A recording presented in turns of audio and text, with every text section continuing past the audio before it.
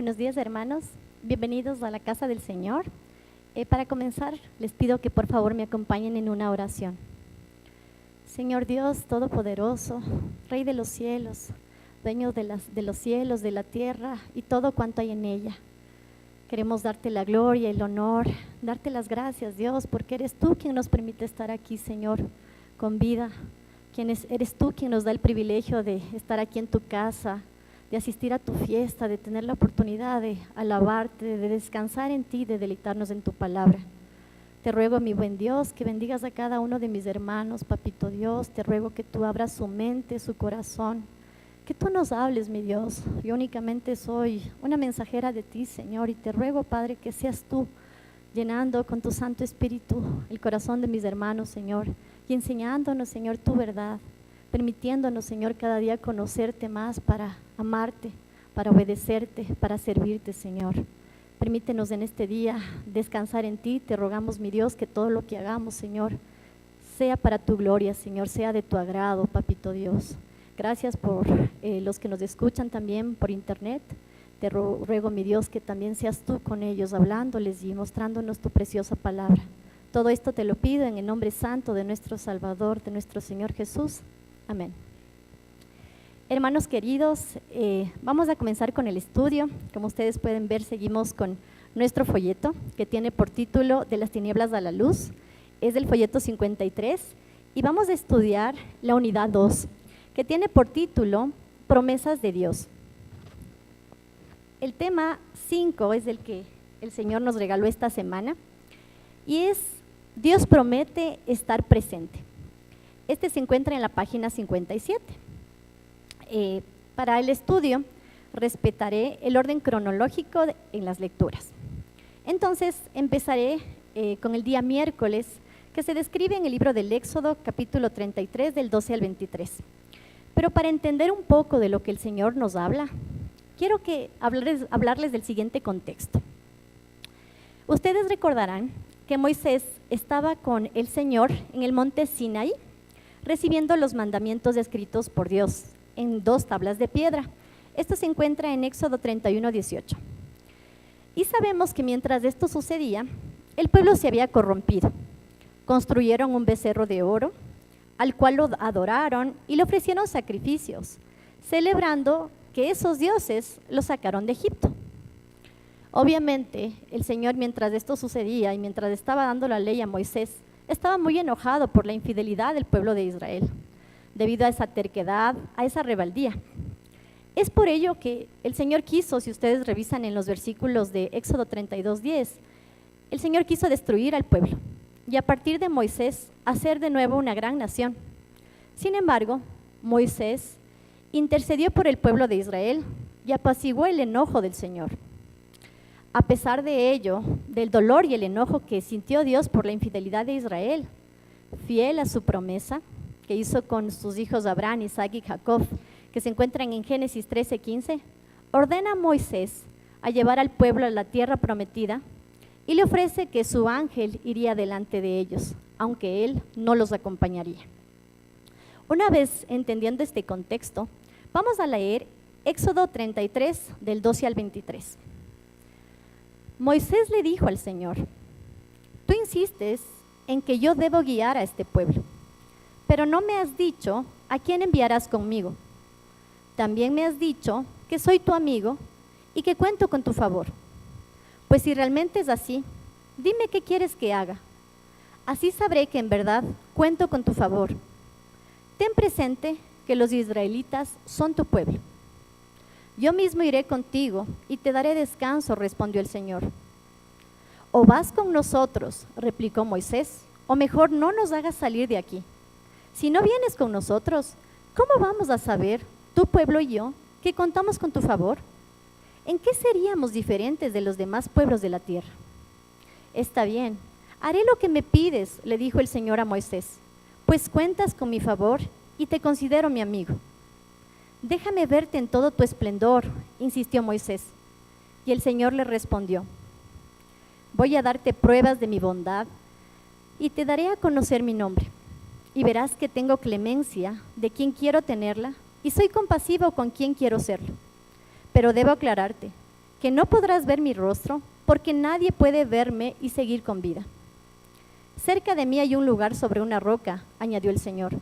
Puedes quedarte allí. Cuando yo pase en todo mi esplendor, te pondré en una hendidura de la roca y te cubriré con mi mano, hasta que haya pasado. Luego, retiraré la mano y podrás verme la espalda, pero mi rostro no lo verás. Vemos en estos primeros pasajes que en el versículo 12, ¿no? El Señor le dio una misión a Moisés. La misión que le dio, como vimos en los versos 12 y 14, era que tenía que guiar al pueblo a la tierra prometida. Y en este pedido, la primera pregunta que le hace Moisés a Dios es, ¿con quién voy a ir? Además, le recuerda lo dicho por Dios, le recuerda al Señor lo que él sentía, lo que Moisés sentía. Le dice, soy tu amigo y sé que cuento con tu favor. En la versión TLA, Moisés le dice al Señor, dijiste que me amas y que confías en mí, describiendo esa relación tan cercana entre Dios y Moisés. Y la primera enseñanza que he querido resaltar de estos dos primeros versículos es que cuando Dios nos encomienda algo o nos llama a servirle en los distintos ministerios, lo primero que le preguntamos a Dios, al igual que Moisés, y eso específicamente lo digo de manera personal, es, ¿y Dios, quién irá conmigo? ¿Cómo lo voy a hacer? Etcétera, ¿no? Y lo hacemos porque en nuestra humanidad nos olvidamos que no somos nosotros, que no se trata de nosotros, de las habilidades que Dios nos ha dado, de nuestras capacidades, sino de Él, de Dios, de quien es el centro de todo y es Dios quien habita en nosotros y nos permite cumplir con la misión que Él nos da. Vemos en estos versículos también que Moisés se sentía amado por Dios, tenía claro que Dios le consideraba su amigo y que contaba con su favor. Y la pregunta que yo me hacía en el estudio era, ¿nos sentimos igual? ¿Tenemos claro cuánto nos ama Dios? Y creo que es importantísimo tener esa certeza. Porque si vemos lo que Moisés, lo que le dice, después de que le dice, Señor, sé cuánto me amas, Moisés inmediatamente le dice, ¿qué quieres que haga? Entonces es importante para nosotros tener la certeza del amor del Señor, para igual que Moisés, decirle al Señor, ¿qué quieres que haga? El buscar hacer su voluntad, tener esa seguridad total de que cuando Dios nos ama, Él nos va a llevar a cumplir sus mandamientos, la misión que Él nos encomiende, va a ser buena. No va a haber temor, no va a haber miedo, porque sabemos cuánto el Señor nos ama y de su voluntad que es buena y que es perfecta. Tengamos bien claro en esto, si Dios aborrece el pecado, y eso lo vemos en la descripción que les di antes de cuando el Señor se enojó con su pueblo y siente ira por los pecados de la rebeldía y la terquedad, el amor de Dios nunca se acaba, es inagotable. No hay nada que podamos hacer, usted y yo, para que Dios nos ame menos. Otra cosa que quiero destacar de este estudio es que Moisés, cuando le hace la pregunta al Señor de qué quieres que haga, jamás cuestiona su voluntad. Y al mismo tiempo, si vemos, intercede de nuevo por el pueblo de Israel, porque le dicen en el versículo justo 12, ten presente que los israelitas son tu pueblo. De alguna forma, recordándole lo que Dios nos ha dicho en Deuteronomio 7:6, porque para el Señor tu Dios, tú eres un pueblo santo. Él te eligió para que fueras su posesión exclusiva entre todos los pueblos de la tierra. Mostrándonos con ello, otra de las características que tenemos que tener como siervos de Dios, y es el interceder por nuestros hermanos, por nuestro país, por nuestras autoridades, es decir, pedir en favor del otro. He resaltado los versículos 14, 15 y 16 que llamaron a mí mi atención. Si nosotros vemos en el versículo 14, cuando Moisés le pide al Señor que vaya con él, y el Señor le responde, yo mismo iré contigo y te daré descanso, ¿no? Yo lo veía que el Señor le habla de manera singular. Era una promesa que le hizo a Moisés. Sin embargo, en el verso 15, Moisés le dice, o vas con nosotros, replicó Moisés, o mejor no nos hagas salir de aquí.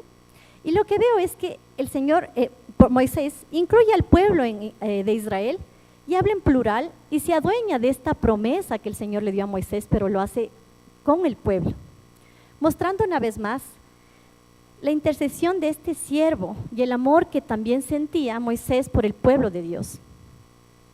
Estos versos también nos hablan de la dependencia de Moisés hacia Dios, debido a que no quiere ir si no va Dios con ellos. Y es otra de las cosas importantes que quiero destacar.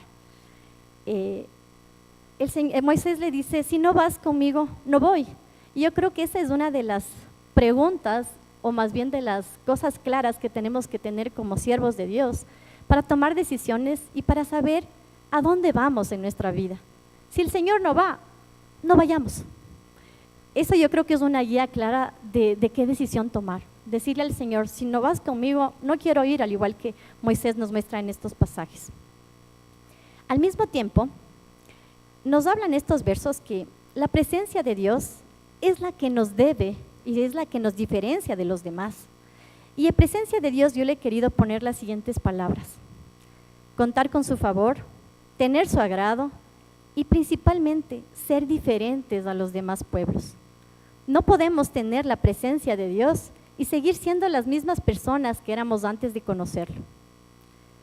En el verso 18, Moisés le pide con insistencia al Señor que le permita verlo en todo su esplendor. Pero esta vez Dios no le concede esta petición, debido a que si lo hacía, él no podía seguir con vida. Sin embargo, le permite divisar parte de él, su espalda. A su vez, Dios le habla a Moisés sobre su soberanía. Y en el pasaje siguiente estudiaremos con más detalle este verso. Vamos ahora al siguiente día, que corresponde al día jueves. Éxodo 34, del 5 al 17. Consideré incluir los versos del 1 al 2 para entender el contexto de lo que vamos a leer. El Señor le dijo a Moisés: labra 2 tablas de piedra semejantes a las primeras que rompiste, y voy a escribir en ellas lo mismo que estaba escrito en las primeras. Prepárate para subir mañana a la cumbre del monte Sinaí y presentarte allí ante mí. Esto se refiere, ¿no?, a la situación de que, como les dije anteriormente, Israel se corrompió, adorando y haciendo este becerro de oro. Además del enojo que sintió el Señor, y sabemos que Moisés intercedió ante el pueblo, Moisés al ver esta situación ya de manera física, lo que hizo fue, en su enojo, arrojar las primeras tablas que le dio el Señor, como les he colocado en ese gráfico. Entonces el Señor, como acabo de leer, le ordenó hacer unas nuevas tablas para que el Señor, de nuevo, escribiera en ellos su ley. Y ahora sí vamos a leer lo que estaba descrito para este día, que es el día Éxodo, ¿no? Éxodo 34, del 5 al 17.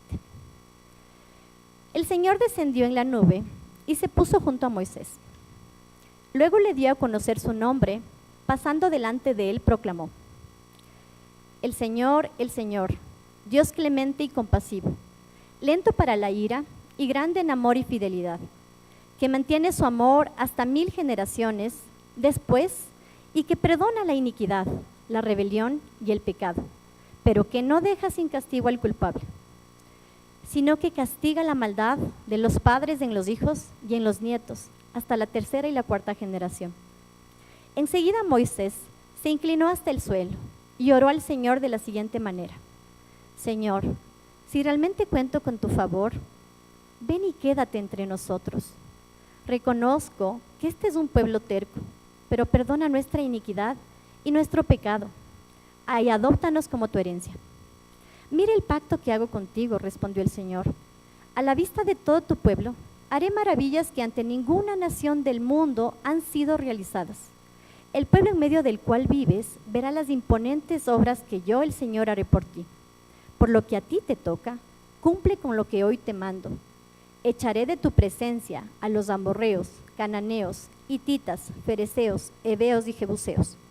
Ten cuidado de no hacer ningún pacto con los habitantes de la tierra que vas a ocupar, pues de lo contrario serán para ti una trampa. Derriba sus altares y haz pedazos sus piedras sagradas y sus imágenes de la diosa Aserá. No adores a otros dioses, porque el Señor es muy celoso. Su nombre es Dios celoso. No hagas ningún pacto con los habitantes de esta tierra, porque se prostituyen por ir tras sus dioses, y cuando les ofrezcan sacrificios a esos dioses, te invitarán a participar de ellos. Y si casas a tu hijo con una de sus mujeres, cuando ella se prostituya por ir tras sus dioses, inducirá a tu hijo a hacer lo mismo. No te hagas ídolos de metal fundido. He querido resumir de manera gráfica algunas de las cualidades de Dios que se nos muestran en estos primeros pasajes.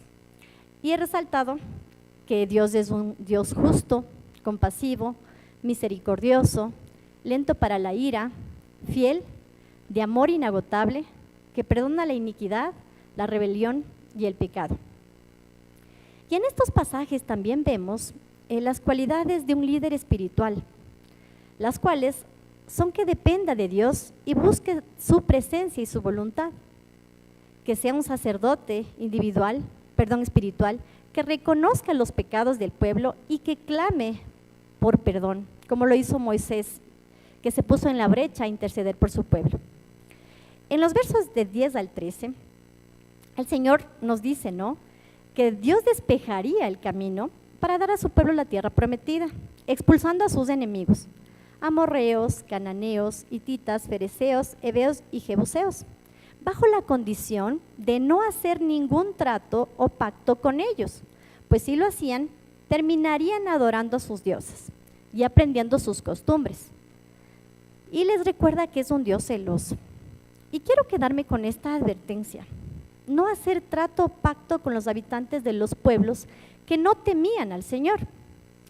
Y quiero atar esta enseñanza a dos aplicaciones prácticas que tenemos en la vida sobre el yugo desigual. La primera es la elección que tenemos a la hora de asociarnos con alguien para formar parte de un negocio. Y la elección al escoger nuestra pareja en el matrimonio. Y quisiera enfocarme en esta aplicación final del matrimonio.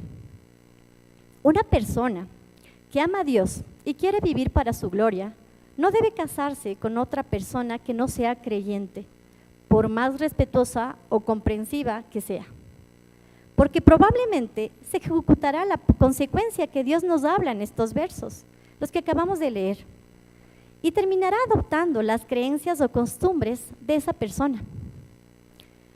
Y este consejo obviamente nos da el Señor les da a las personas que son solteras y que pues podrían dar este paso, ¿no? Sin embargo, para las personas que han dado este paso y se encuentran casadas con personas no creyentes, Pablo, en 1 de Corintios capítulo 7, versos 12 al 16, no manda abandonar a su cónyuge, sino más bien alienta a tener una vida santa y transformadora a la imagen de Cristo, para que él o ella pueda ser bendecido, santificado e incluso ser salvado por Cristo. Vamos a seguir ahora con el día viernes, que corresponde al libro de Joel.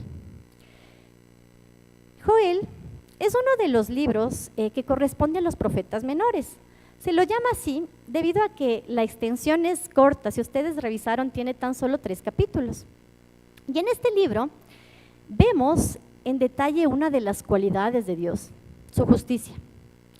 Éxodo 34:7 es el que acabamos de leer ya hace un momento, pero he querido resaltarlo. Éxodo 34:7, que perdona la iniquidad, la rebelión y el pecado, pero que no deja sin castigo al culpable. Voy a leer ahora sí el libro. Esta es la palabra del Señor que vino a Joel, hijo de Petuel. Oigan esto, ancianos del pueblo. Presten atención, habitantes todos del país. ¿Alguna vez sucedió cosa semejante en sus tiempos o en los de sus antepasados? Cuéntenselo a sus hijos y que ellos se lo cuenten a los suyos y estos a la siguiente generación. Lo que dejaron las langostas grandes, lo devoraron las langostas pequeñas. Lo que dejaron las langostas pequeñas, se lo comieron las larvas. Y lo que dejaron las larvas, se lo comieron las orugas. Joel, como vemos en esta parte, estos son los primeros versículos del 1 al 4, ¿no? Vemos aquí que Joel inicia y prepara a la gente para escuchar algo sumamente importante, ¿no? Y el anuncio que les da es acerca de una devastación increíble, de una invasión de langostas nunca antes vista. Describe 4 tipos de langostas que lo destruyeron todo. enfatizando en lo impactante de esta invasión o destrucción de langostas, no dadas por casualidad, sino que eran enviadas por el mismo Dios, y eso es lo que vamos a ver. En Éxodo 10, del 13 al 14, recordaremos que en estos pasajes, Dios castigó a los enemigos de Israel con las langostas. Hoy usa esta misma plaga para castigar a su pueblo como consecuencia de su desobediencia. Y vamos a ver lo que las langostas es, como dice aquí, un castigo de la desobediencia. Habíamos leído ya en el último estudio que leí, en Deuteronomio 28, el Señor describe las consecuencias de la desobediencia. Y quiero resaltar Deuteronomio 28, 38. Sembrarás en tus campos mucho, pero cosecharás poco, porque las langostas devorarán tus plantíos. Es decir, como dije, esta plaga de langosta, como el Señor nos acaba de mostrar en los versos del 1 al 4 que acabamos de leer, venían de Dios y son una consecuencia de la desobediencia. Para leer los siguientes versículos que estaban destinados en esta semana, del 14 al 20, quiero antes resumir rápidamente los versículos que están en esta parte intermedia, ¿no? Del 5 al 13. Si nosotros leemos a detalle en casa, en ellos se describen las consecuencias de la plaga de langostas. Esta plaga asoló vides, desgajó higueras, las derribó por completo, provocando con ello que el pueblo y los sacerdotes estuvieran de luto. Y he querido aquí en este gráfico hacer un resumen de lo que hizo esta devastación, ¿no? Como dice, destruyó los cultivos, entonces afectando la agricultura y con ello pues los alimentos. Acabaron con la paz y la prosperidad. Si ustedes ven el tema de vides e higueras, uno de los libros que describen esto es Primera de Reyes 4:20. Y aquí lo que se muestra es que la higuera y la vides eran señal de paz y prosperidad. Y sobre todo, lo que hizo esta plaga es un poco destruir o acabar con la vida espiritual y de comunión con Dios. ¿A qué me refiero? En este libro nosotros sabemos que antes se ofrecían, los sacerdotes tenían como una de las funciones de los sacerdotes, eran ofrecer sacrificios diarios para mantener de alguna forma una relación íntegra con Dios. Entonces, ustedes saben que se ofrecía pues cereales, bebidas, y al no haber cosechas, no haber estos vides, no había cereales, no había cómo hacer estas bebidas, no tenían los sacerdotes la posibilidad de rendir o ofrendar al Señor pues el sacrificio diario, lo que de alguna forma fracturaba esa vida espiritual que el pueblo tenía, se veía afectado. Una vez entendiendo esto, ahora sí vamos a leer lo que corresponde a los versos 14 al 20. Entréguense al ayuno, convoquen a una asamblea solemne, reúnan a los ancianos del pueblo en la casa del Señor su Dios, reúnan a todos los habitantes del país y clamen al Señor. Ay de aquel día, el día del Señor que ya se aproxima, vendrá como devastación de parte del Todopoderoso. ¿No se nos arrebató el alimento ante nuestros propios ojos y la alegría y el regocijo de la casa de nuestro Dios? La semilla se pudrió a pesar de haber sido cultivada. Los hilos están en ruinas y los graneros derribados porque la cosecha se perdió. ¿Cómo brama el ganado?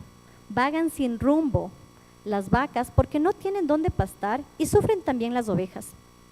A ti clamo, Señor, porque el fuego ha devorado los pastizales de la estepa.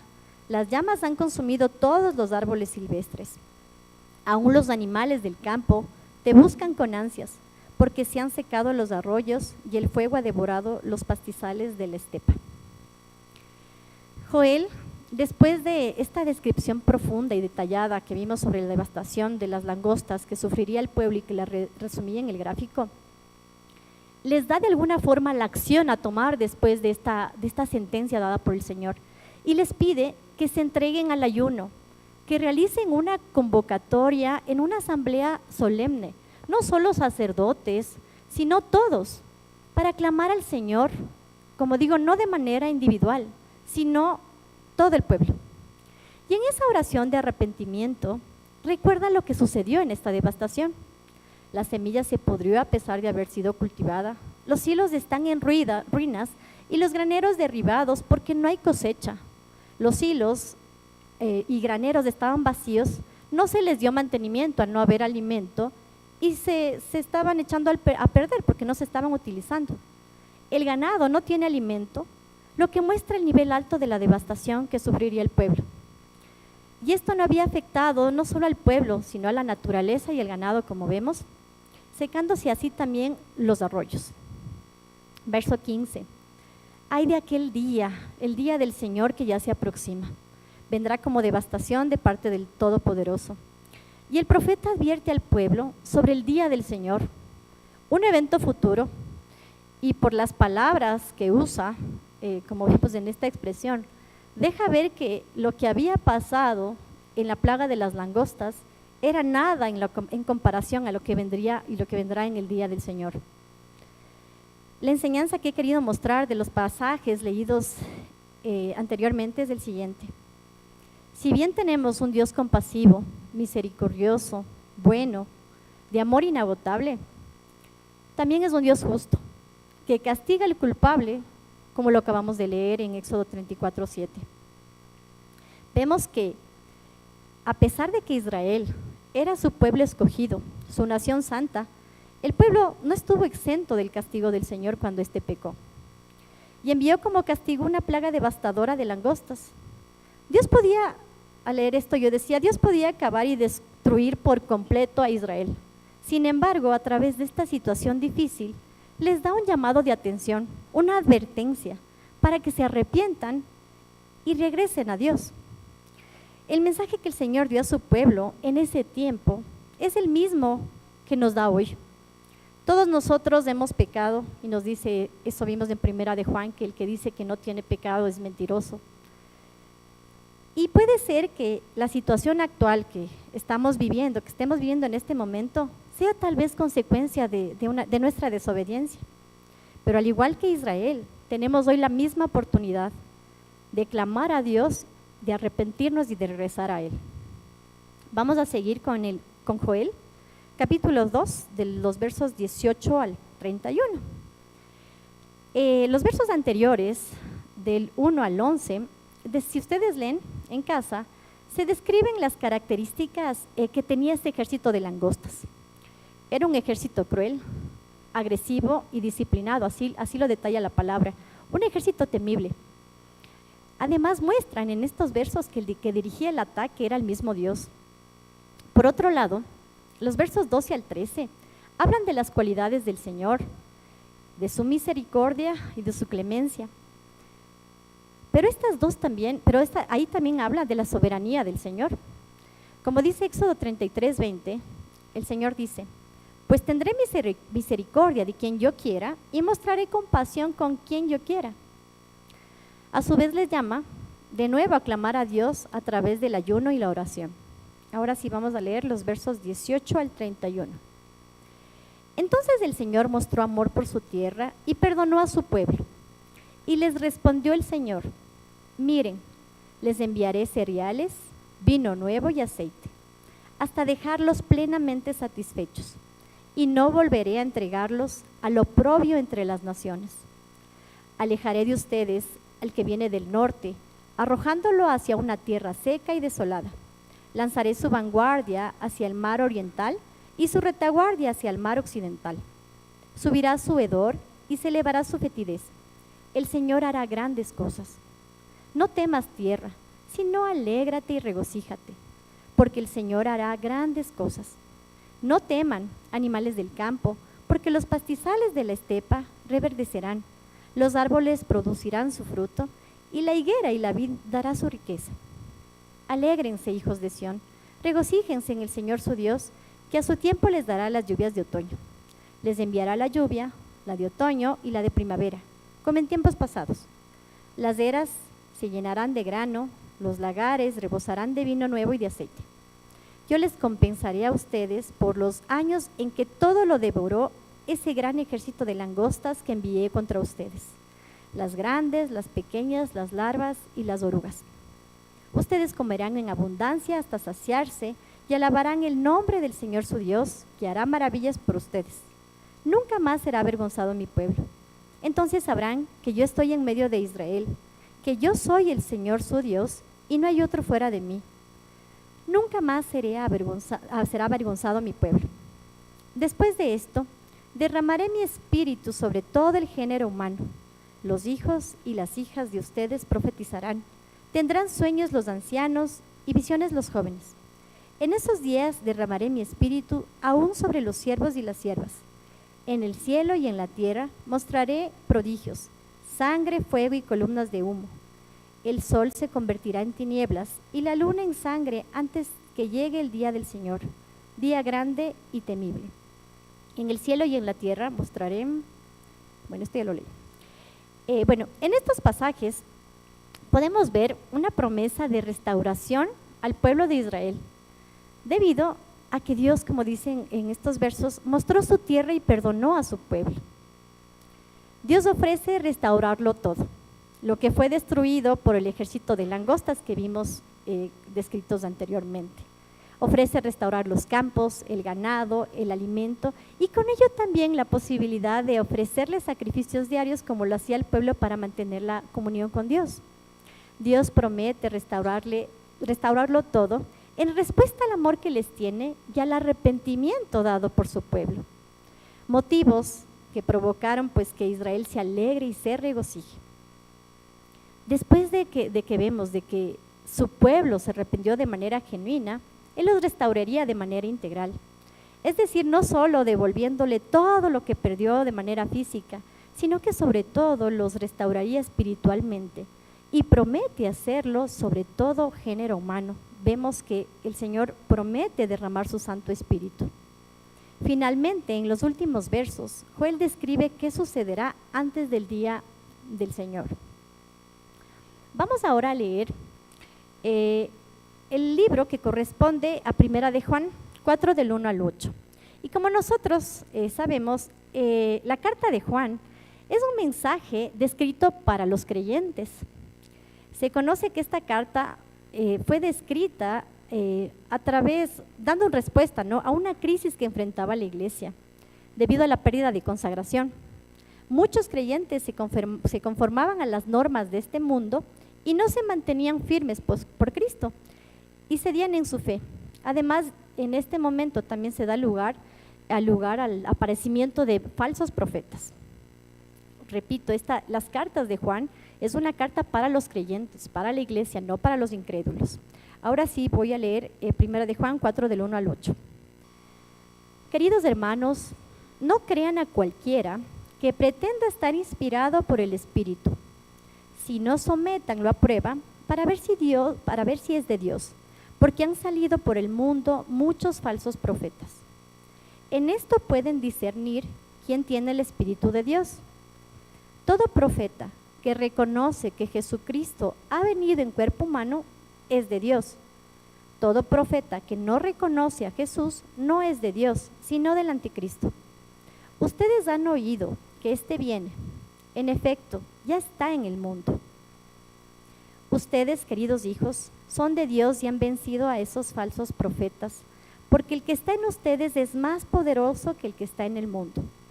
Ellos son del mundo, por eso hablan desde el punto de vista del mundo y el mundo los escucha. Nosotros somos de Dios y todo el que conoce a Dios nos escucha, pero el que no es de Dios no nos escucha. Así distinguimos entre el espíritu de la verdad y el espíritu del engaño.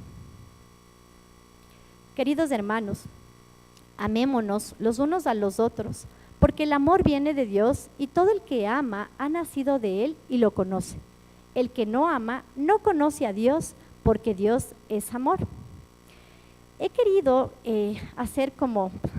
resumir de manera gráfica qué les dice Juan a los creyentes para reconocer a estas personas que se atribuían el estar inspiradas por el Espíritu de Dios y era todo lo contrario, eran falsos profetas. Entonces Juan les da ciertas características para reconocer quién tiene el Espíritu de Dios y quién no lo tenía. Y he querido resaltar, no sé, voy a leerlo porque está bien pequeña la letra, pero dice, el que tiene el Espíritu de Dios tiene algunas de las siguientes características. La principal, y la he resaltado, es que ama a los demás porque conoce a Dios, porque Dios es amor. Otra de las características es que reconoce que Jesucristo ha venido en cuerpo humano, mientras que los que tienen el espíritu de anticristo, no lo reconocían así. Decían que Jesucristo es un espíritu, no tenía un cuerpo humano. Los que tenían el espíritu de Dios, ¿qué pasa en ellos? Pues Dios vive en ellos y por eso pueden vencer al mundo.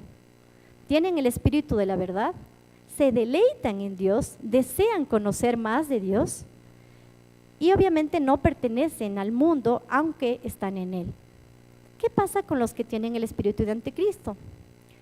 Como dije, no reconocen que el Señor Jesús ha venido en cuerpo humano y es cualquier persona que no se ha sometido al gobierno del reino de Dios. Viven según las normas del mundo, pertenecen al mundo y la característica de ello es que aman los placeres del mundo y se deleitan en ellos.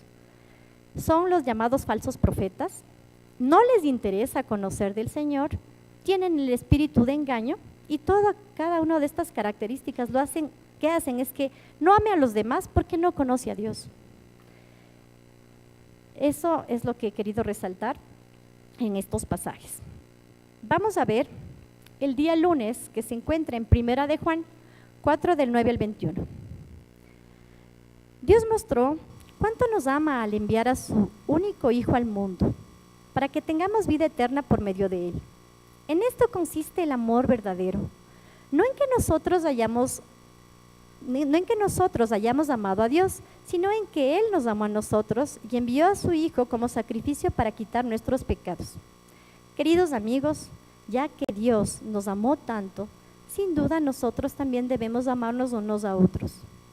Nadie jamás ha visto a Dios, pero si nos amamos unos a otros, Dios vive en nosotros y su amor llega a la máxima expresión en nosotros. Y Dios nos ha dado su Espíritu como prueba de que vivimos en Él y Él en nosotros.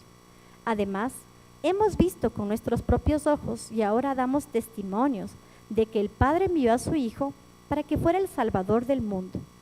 Todos los que declaran que Jesús es el Hijo de Dios, Dios vive en ellos y ellos en Dios. Nosotros sabemos cuánto nos ama Dios y hemos puesto nuestra confianza en su amor. Dios es amor y todos los que viven en amor viven en Dios y Dios vive en ellos. Y al vivir en Dios, nuestro amor crece hasta hacerse perfecto.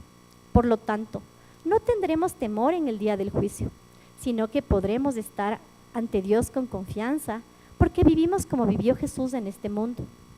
En esa clase de amor no hay temor, porque el amor perfecto expulsa todo temor. Si tenemos miedo, es por temor al castigo, y esto muestra que no hemos experimentado plenamente el perfecto amor de Dios. Nos amamos unos a otros porque Él nos amó primero.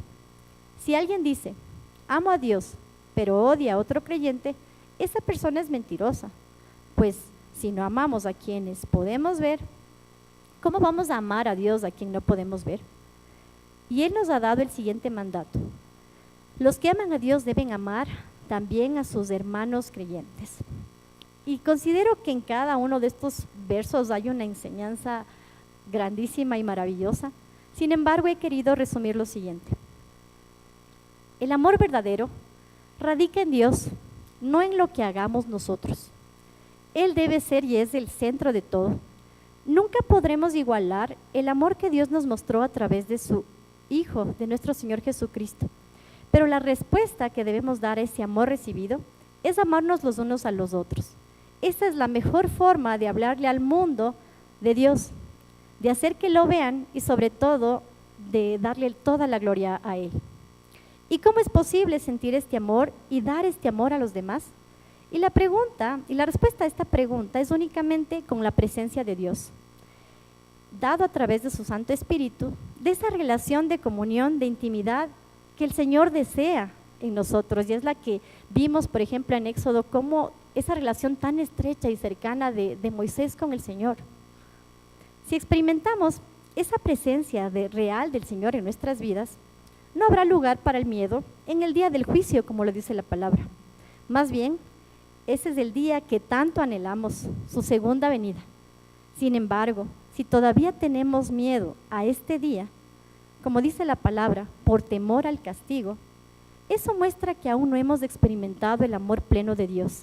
Si es así, hoy es el día para clamar y rogar a Dios que nos permita experimentar de su amor pleno. Finalmente vamos a hablar del día martes, que se encuentra en Primera de Juan 5 del 10 al 21. Esta es la victoria que vence al mundo, nuestra fe. ¿Quién es el que vence al mundo sino el que cree que Jesús es el Hijo de Dios? El que cree en el Hijo de Dios acepta este testimonio.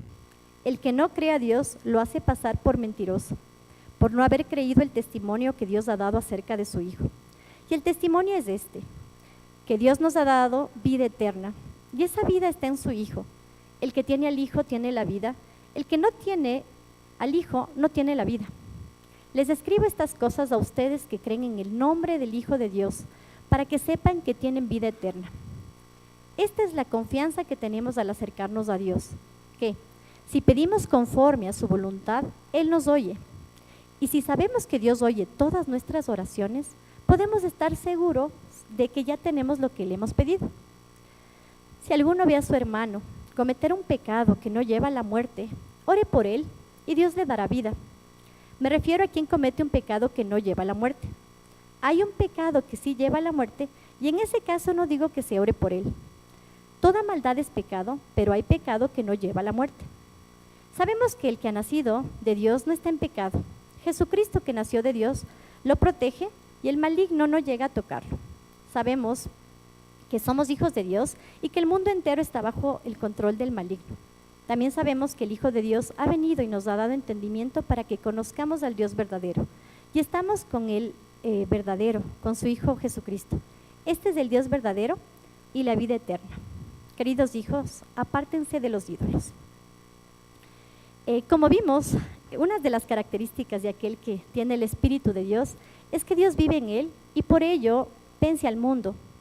Juan reafirma a través de este verso esta verdad, esta victoria que se nos ha dado a través de su Hijo Jesucristo.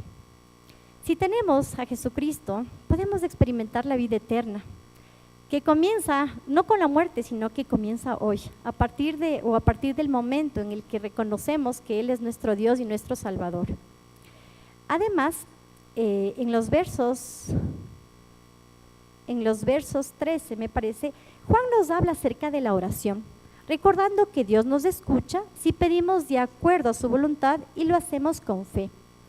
Y yo realmente, hermanos, aquí realmente al estudiar esto, yo nunca lo había leído, para serles sincera, y Dios nos habla de pecados, o sea, aquí en la palabra, ¿no?, que llevan a la muerte y pecados que no llevan a la muerte. Y realmente fue bien complejo para mí entenderlo, ¿no? Sin embargo, acudí a mi pastor y pues me dio la siguiente guía.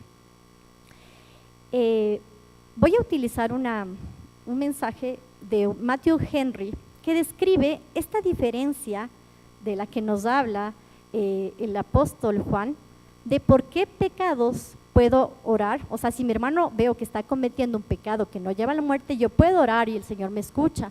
Pero si mi hermano está cometiendo un pecado que lleva a la muerte, Dios no me permite orar por ello. Entonces, quiero definir qué es un pecado que lleva a la muerte a un pecado mortal, según Matthew Henry. Si un creyente se rehúsa a arrepentirse de un pecado y abandonarlo, esto puede conducir tarde o temprano a la muerte física, como resultado del juicio de Dios. Esto lo podemos ver principalmente en 1 Corintios, el capítulo 5, de 5 al 7. Es decir, no podemos hacer ninguna oración intercesora eficaz a favor de quienes hayan cometido un pecado tan deliberado e insolente, lo cual significa que la disciplina de Dios con la muerte es físicamente inevitable en estos casos, porque Dios quiere preservar la pureza de su iglesia. En contraste entre la frase hay pecado de muerte y no muerte, indica que se distingue entre dos pecados que conducen a la muerte física y otros no. Esto implica que deba hacerse alguna diferencia entre pecados. Esto no implica, que deba hacerse alguna diferencia entre pecados graves o leves, mortales o veniales, sino que todos los pecados son juzgados por Dios de esa manera. Mi pastor me explicaba en definitiva que no es como en la iglesia católica a veces se piensa que hay pecados mortales y no mortales, graves o leves, sino que hay pecados que llevan a la muerte física. Y yo creo que la forma más, creo que les voy a dar de detalle para que lo lean y que le pidan al Señor que los guíe, es 1 Corintios 5, de 5 al 7. En esto aquí se describe que alguien de la iglesia estaba fornicando con la esposa de su papá. Entonces, a pesar, me imagino, de que sabía que estaba mal, no decidió arrepentirse. Entonces, lo que se ve ahí, lo que Pablo muestra es que se lo dice que se los expulse de alguna forma, que se lo entregue a Satanás, dicen esas palabras. Y lo que da a entender es que lo que Dios permitió es la muerte física de esta persona. Entonces, por esos pecados el Señor no nos manda a juzgar. No les explico más porque, como les digo, le pido al Señor que me dé entendimiento sobre este tema. Sé que es un tema un poco complejo, pero les invito a que lo lean sobre este tipo de pecados. Y una vez, pues, ahora sí, regresando un poco a los pasajes de Juan, el Señor, vemos en este estudio que una de las características de tener el Espíritu del Señor es que amemos a los demás. Y una forma de amar a los demás es con nuestra oración de intercesión, es decir, orar por nuestros hermanos. Yo creo que es una forma de mostrar el amor que les tenemos. Al igual que vimos que lo hizo Moisés, que se puso en la brecha, que a pesar de él no haber cometido los pecados, se puso al frente a interceder por su pueblo, a buscar el favor de Dios y que Dios no declarara sentencia. Este estudio de esta semana nos habla sobre que Dios promete estar presente. Y yo quiero que nos quedemos con esto. La prueba que nos muestra de que el Señor está en nosotros, o que tenemos su presencia, es cuando amamos a los demás. Gracias, hermanos. Vamos a orar, por favor, para terminar con este estudio. Bendito y grande Señor, te quiero agradecer, Padre, por regalarnos de esta tu palabra, Señor. Gracias, Señor, por el amor inmenso que sentimos que tienes, Señor, hacia nosotros. Permita, Señor, que eso sea parte de nuestra vida y que no se nos ocurra dudar de ti, sino que más bien, Señor, podamos guardar tu obediencia en donde tú nos coloques, Señor, en cada aspecto de nuestra vida, Señor. Te bendecimos, mi Dios, te ruego, Papito Dios, que seas tú hablando a cada uno de nosotros, mi Dios, con tu mensaje, Señor, permitiéndonos, Señor, sacar las cosas feas tal vez que tenemos y que no nos hemos dado ni cuenta, Señor. Te pedimos perdón por ello, te pedimos también perdón, Señor, por los pecados que tenemos como pueblo, como país, como nación, Señor. Perdónanos, mi Dios, y míranos con misericordia. Te pedimos, Señor, por aquellas personas que todavía no tienen el privilegio de conocerte, Señor. Te rogamos que tú toques sus corazones, mi Dios, que tú quites toda la venda de oscuridad, tal vez, que les impide verte a ti, Señor, y que les impide verte tu amor y sentir tu amor, Señor. Bendito Dios, te ruego, Papito Dios, que seas tú igual instruyéndonos, Señor, con este mensaje, que no nos dejes de hablar, Señor, y que cada día tú, Papito Dios, nos permitas guardarte obediencia y honor en cada uno de nuestros actos, Padre. Te bendigo y te